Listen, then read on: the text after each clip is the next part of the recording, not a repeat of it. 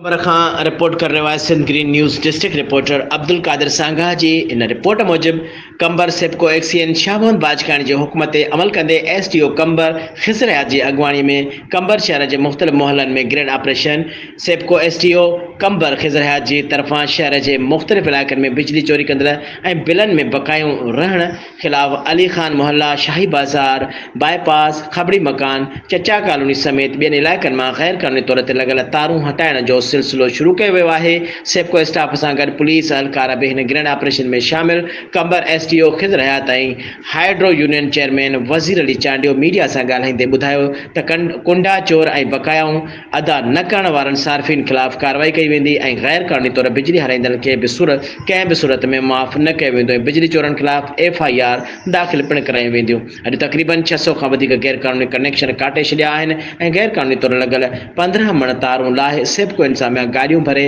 Sub division office कंबर में जमा कराए छॾियूं आहिनि।